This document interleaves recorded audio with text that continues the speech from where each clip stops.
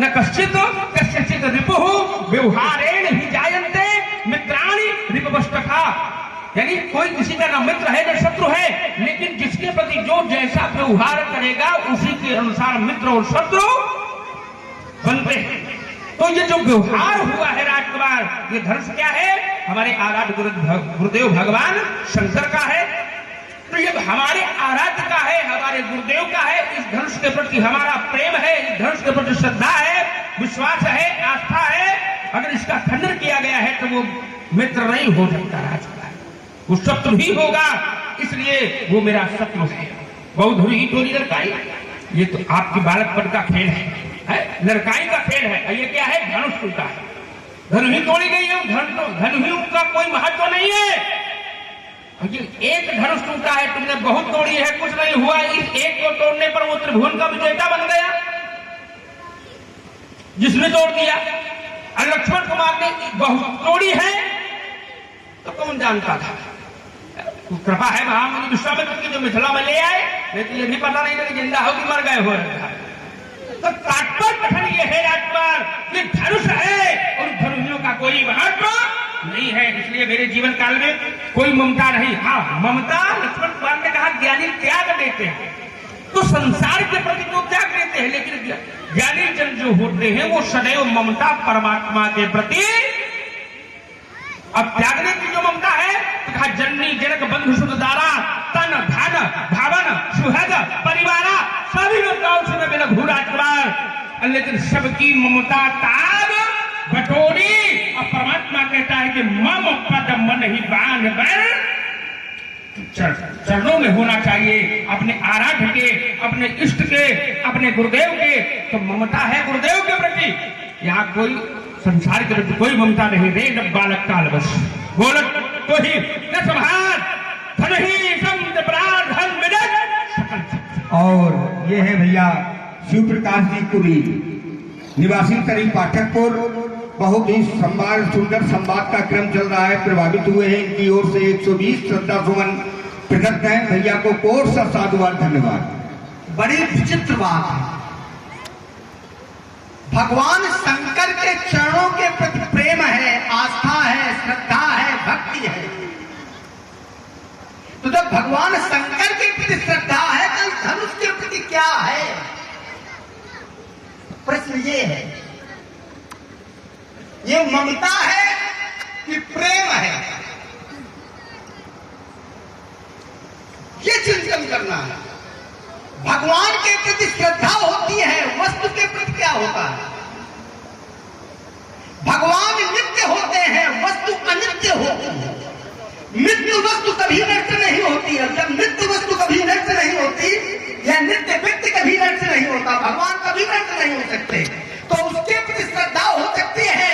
लेकिन वस्तु अनित्य होती है, वस्तु नाशवान है, तो उसके प्रति श्रद्धा होगी कि ममता होगी? ममता माने आसक्ति। ममता के दो स्वरूप आपने बताए, लेकिन आपके पास जो ममता है वो कौन सी ममता है? प्रश्न ये है। जैसे एक उदाहरण दूं, किसी व्यक्ति की मृत्यु हो जाए या वस्तु नष्ट हो जाए, आप में से किसी की, तो आप उसके प्रति क्या करते हैं? आसक्ति होती है, तभी तो आप मोह प्रकट करते हैं कि हमारा पुत्र चला गया, हमारी पत्नी चली गई, हमारे परिवार का कोई व्यक्ति चला गया, हमारी कोई प्रिय वस्तु नष्ट हो गई, तभी तो आप मोह उत्पन्न करते हैं। तभी तो या तो क्रोध करेंगे या तो क्या करेंगे? रोएंगे। और एक सूत्र है ब्रह्मवाणी का, देहिनो अस्मिन्नथा देहे कौमारे यौनम जरा।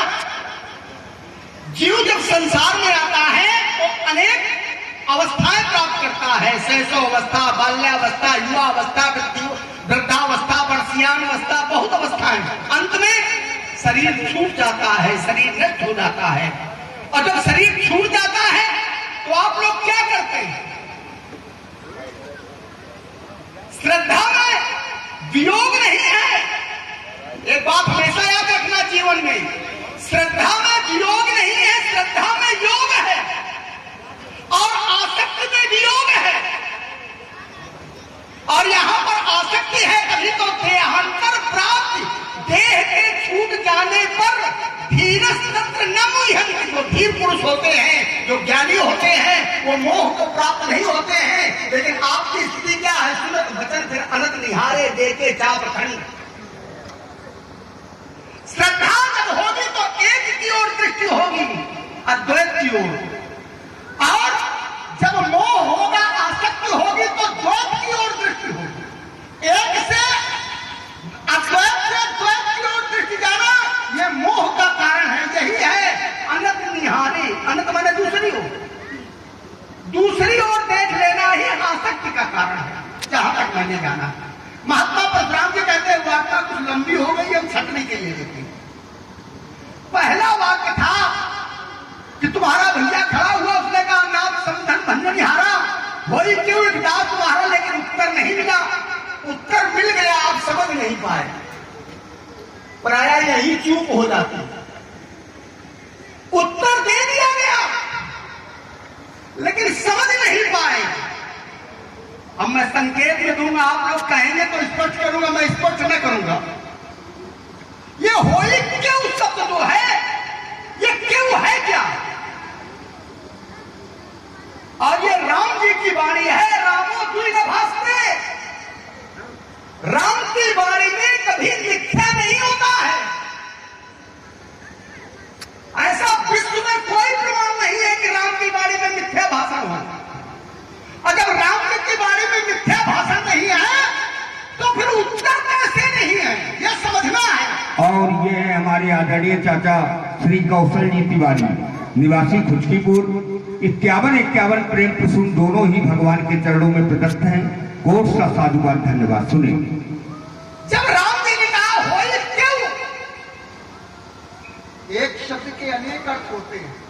प्राय एक ही अर्थ, एक ही सूत्र हर प्रश्न हल करने में लगा देता, बस वही चूक हो जाती है। क्यों शब्द अपने आप में बड़ा गूढ़ है,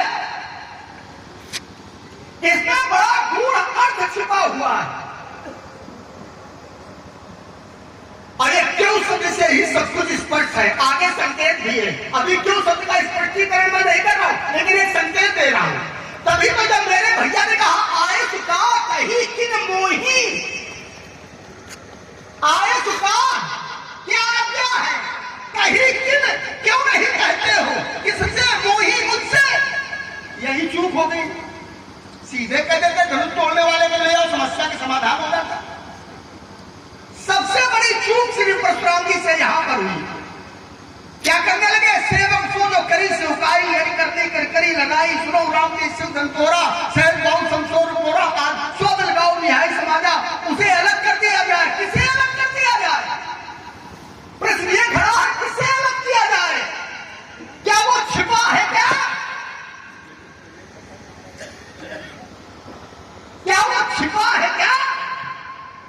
वो छिपा नहीं है, वो तो राज समाज विराजन, राज समाज में शोभामान है। और एक उदाहरण दूं, सूर्य के लिए कोई कहे कि सूर्य को छिपा दिया गया, तो उसके लिए आप क्या कहेंगे? सूर्य को कोई छिपा सकता है क्या?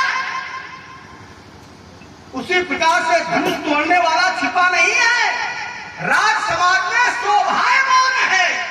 अब कोई न देख पावे तो इसमें उसका दोष है क्या? अच्छा, कौन नहीं देख पाता है सूर्य को, और हम नहीं बताएंगे। इसी क्रम में ये हमारे आदरणीय श्री विष्णु जी शुक्ला, इनकी ओर से 21 श्रद्धा सुमन, जो कि इसी ग्राम के निवासी हैं। और इसी श्रृंखला में ये हमारे आदरणीय श्री गौर श्याम जी तिवारी, हमारे चाचा जी, जो कि राजा रामपुर से पधारे, इनकी ओर से भी 51 श्रद्धा सुमन दोनों ही भगवान के चरणों में प्रदत्त है। कोट सा साधुवाद। महात्मा परशुराम जी का तृतीय बिंदु आया, कहने लगे लक्ष्मण, तुम कहते हो कि ना कश्चित मित्रम ना कश्चित रिपु व्यवहारेण, व्यवहार से शत्रु मित्र होते हैं। कहते हैं उसने अनुचित व्यवहार किया, हम चक्कर में पड़ गए कि अनुचित व्यवहार क्या किया। अच्छा, आप लोग बताओ, किसी के कष्ट को दूर करना ये अनुचित व्यवहार है कि अच्छा व्यवहार है? जोर से बोलो, डरते का है वो? अच्छा व्यवहार। संभल के उत्तर करना भला। किसी के कष्ट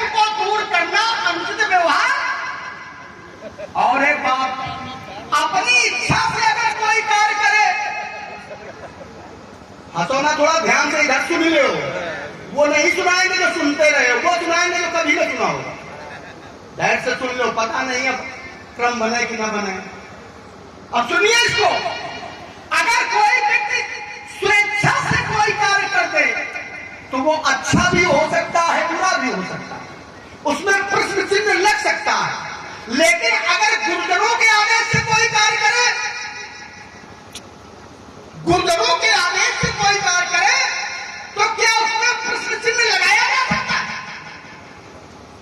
जोर से बोलो, तो क्या लगाया जा सकता? तो महात्मा जी क्यों लगा रहे हैं कि अंकित कार्य हुआ है? अब धनुष तोड़ने वाले ने क्या अपनी इच्छा से तोड़ा है क्या? उठाओ, अमुक नाम लिया गया उसका, भंजाऊ भाव चापा, उठ करके भगवान शंकर के धनुष को तोड़ो। एक ये सीधा सीधा अर्थ है। दूसरा अर्थ क्या है? भाव माने संसार, चाप माने दबाव।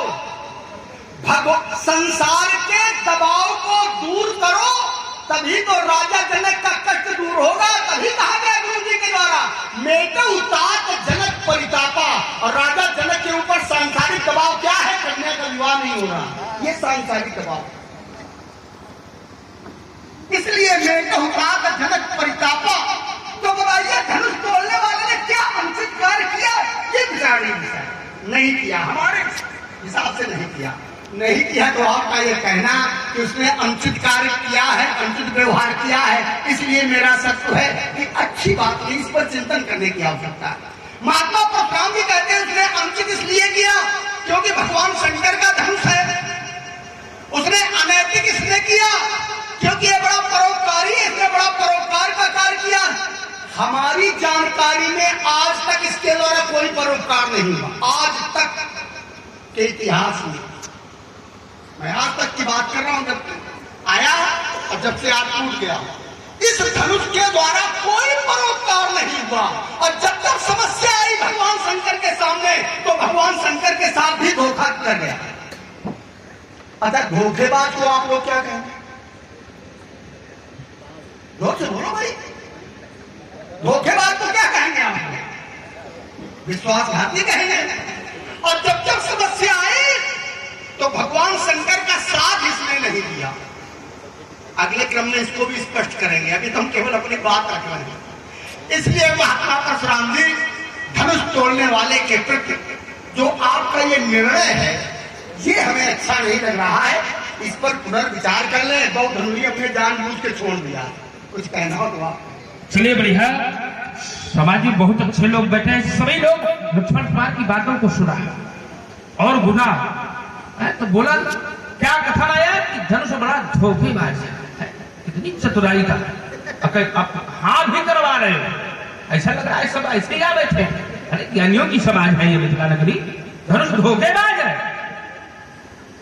धोखेबाज तो सबसे बड़े तुम हो, भस्मासुर बने खड़े हो, हमारा आशीर्वाद लेके हमारे सामने ताल ठोक रहे हो, बता रहे हो धोखेबाज है धनुष। आशीर्वाद हमारा, भस्मासुर बने घूम रहे हो, धनुष धोखेबाज है।